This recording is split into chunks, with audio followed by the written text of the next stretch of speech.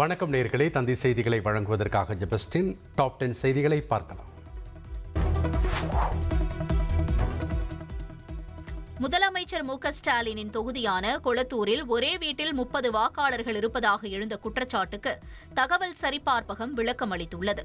முதலமைச்சர் மு.க.ஸ்டாலின் தொகுதியான கொளத்தூரில் 84வது வாக்குச்சாவடியில் வீட்டு எண் 11இல் 30 வாக்காளர்கள் உள்ளதாகவும், ரஃபியுல்லா என்ற பெயரில் 3 வாக்காளர்கள் இருப்பதாகவும் பாஜக எம்பி பேசியதை தமிழக பாஜக சமூக வலைதளத்தில் பதிவிட்டுள்ளது. இதற்கு அதிகாரப்பூர்வ சமூக ஊடக கணக்கான தகவல் சரிபார்ப்பகம் அளித்த விளக்கத்தில் அந்த வீடு அடுக்குமாடி குடியிருப்பு என்று தெளிவுபடுத்தியுள்ளது. வரிசை எண் 40 முதல் 75 வரையில் உள்ள வாக்காளர்கள் 11 எண் கொண்ட AS வீனஸ் கோர்ட் அடுக்குமாடி குடியிருப்பில் வசித்து வருவதாகவும், ரஃபி என்பவரின் பெயரில் 3 வாக்காளர்கள் இல்லை என்றும் விளக்கம் அளித்துள்ளது. அந்த வகையில் வாக்குச்சாவடி எண் 157இல் ரஃபியுல்லா பெயர் தந்தை, கணவர் என்ற இடங்களில் வருவதாக தெரிவித்த தகவல் சரிபார்ப்பகம் அந்த குடியிருப்பில் இஸ்லாமியர்கள் மட்டுமே வசிப்பது போன்ற தவறான பிரச்சாரத்தை பாஜக மேற்கொண்டுள்ளதாக தெரிவித்துள்ளது.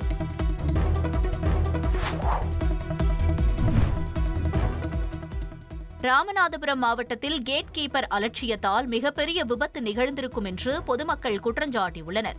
சென்னை ராமேஸ்வரம் சேது எக்ஸ்பிரஸ் ரயில் செல்லும் சமயத்தில் வழுதூர் கேட் மூடப்படாமல் இருந்ததாக கூறப்படுகிறது. இதனை பார்த்து சுதாரித்த லோகோ பைலட் ரயிலை மெதுவாக இயக்கி நிறுத்தியுள்ளார். கேட் அடைக்கிறாங்க, வண்டி வந்துருச்சு, கேட் ஓப்பன் இருந்துச்சு, கார்கள்லாம் இன்னைக்கு 2-3 வண்டியெல்லாம் இன்னைக்கு அடிபட பார்த்துச்சு. கேட்டுக்கு பொருளாக இவ்வளவு மோசமாக இருக்காங்க. பாருங்க, ஏற்றிட்டீங்க, சொல்லுங்க. நான் மேலே பாதி கூட ஏறி போகணும், வண்டி சத்தம் கேட்டு ரிவர்ஸ் ஆகிடும். வண்டி நிற்கிது, நம்ம வண்டி இப்போ தான் லாக் பண்ணி டிரைவர் போய் இப்போ தான் வண்டி எடுக்கிறாப்புல. பாருங்கள் ரயில்வே நிர்வாகம் எந்த அளவுக்கு இருக்குன்னு. இன்றைக்கி நிறையா ஒரு விபத்துலேருந்து தப்பிக்கப்பட்டிருக்கு. எவ்வளோ இப்போ தான் வண்டி 2 போகுது பாருங்கள். கேட்டுக்கு அப்புறம் இப்போ தான் நிற்கிறான். இது என்ன நடக்குது இங்கே? என்ன ரயில்வே நிர்வாகம்? இதனை வீடியோவாக பதிவு செய்த பொதுமக்கள் கேட் கீப்பர் அலட்சியத்தால் மீண்டும் ஒரு மிகப்பெரிய விபத்து ஏற்பட்டிருக்கும் என்று அச்சம் தெரிவித்தனர்.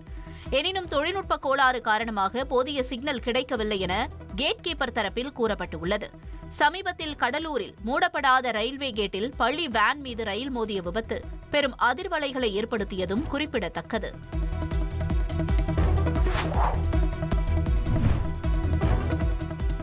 கன்னியாகுமரி மாவட்டத்தில் ஆழ்கடலில் மீன்பிடிப்பதில் ஏற்பட்ட தகராறில் 2 கிராம மீனவர்கள் கடலில் மோதிக்கொண்ட சம்பவம் அதிர்ச்சியை ஏற்படுத்தியுள்ளது. கடியாப்பட்டினம் மற்றும் முட்டம் மீனவ கிராமத்தினர் இடையே ஏற்பட்ட இந்த மோதலில் கடியாப்பட்டினத்தைச் சேர்ந்த தினேஷ் மற்றும் அவரது சகோதரர் மகேஷ் படுகாயமடைந்து மருத்துவமனையில் அனுமதிக்கப்பட்டனர்.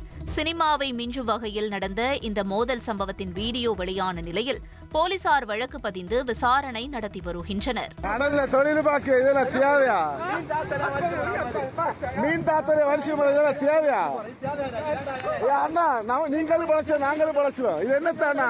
கடல்ல தொழில் பார்க்கிறோம், தேவையா?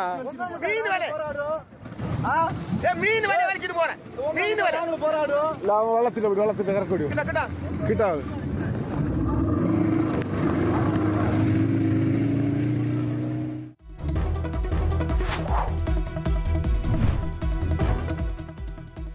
ஆந்திர மாநிலம் தர்மவரம் நகரில் பாகிஸ்தான் பயங்கரவாத அமைப்புடன் தொடர்பில் இருந்ததாக ஹோட்டல் சமையல் மாஸ்டரை தேசிய புலனாய்வு அமைப்பினர் கைது செய்தனர்.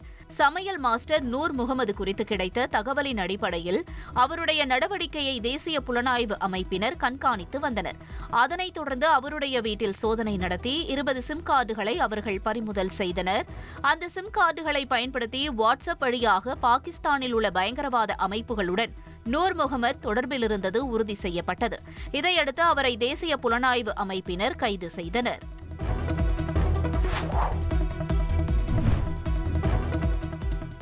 உத்தரப்பிரதேச மாநிலம் தோன்பத்ரா அருகே சாலையில் ஆறாக ஓடிய டீசலை பொதுமக்கள் போட்டி போட்டு பிடித்து சென்றனர். மார்குண்டி பகுதியில் டீசல் லாரி கவிழ்ந்து விபத்திற்குள்ளானது. அந்த டேங்கரில் இருந்து 20,000 லிட்டர் டீசல் சாலையில் கொட்டியது. அப்பகுதியைச் சேர்ந்த மக்கள் எண்ணெய் கேன், வாளியில் டீசலை பிடித்து தங்களது வீட்டிற்கு எடுத்து சென்றனர். விபத்தில் படுகாயமடைந்த டேங்கர் லாரியின் உதவியாளர் மாவட்ட அரசு மருத்துவமனையில் சிகிச்சைக்கு அனுமதிக்கப்பட்டுள்ளார்.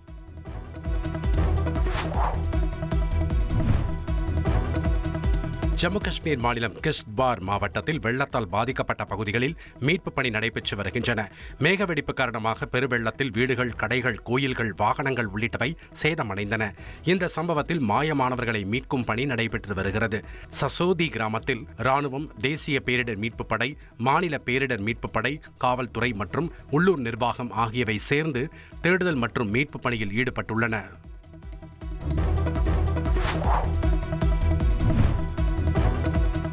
பாகிஸ்தானின் வடமேற்கு பகுதியில் கனமழை மற்றும் வெள்ளம் காரணமாக 307 பேர் உயிரிழந்தனர். கைபர் பக்துன்கவா மலைப்பகுதிகளில் மேக வெடிப்பு காரணமாக வெள்ளம் மற்றும் நிலச்சரிவு ஏற்பட்டது. புனேர் மாவட்டத்தில் மட்டும் இடிபாடுகளில் சிக்கி 184 பேர் உயிரிழந்தனர். பெண்கள் மற்றும் குழந்தைகள் என 93 உடல்கள் கண்டெடுக்கப்பட்டுள்ள நிலையில் மீட்புப் பணிகள் தொடர்ந்து நடைபெற்று வருகின்றன.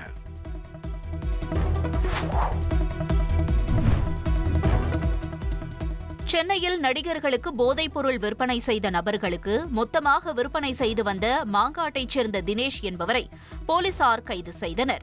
போதைப்பொருள் வழக்கில் நடிகர் ஸ்ரீகாந்த், அதிமுக முன்னாள் நிர்வாகி பிரசாத் ஆகியோருக்கு போதைப்பொருள் விற்றதாக பிரதீப்குமார் என்பவரை போலீசார் கைது செய்து விசாரித்தனர்.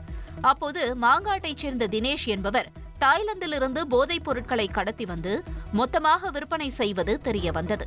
இதனையடுத்து அவரை கைது செய்த போலீசார் அவரிடமிருந்து 14 கிராம் போதைப் பொருளை பறிமுதல் செய்தனர்.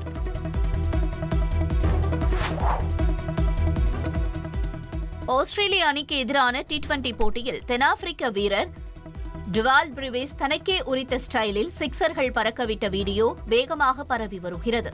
3வது T20 போட்டியில் 4வது பேட்டராக களமிறங்கி வான வேடிக்கை நிகழ்த்திய பிரிவேஸ் 26 பந்துகளில் 6 சிக்சர்களை பறக்கவிட்டு அரை சதம் விளாசினார்.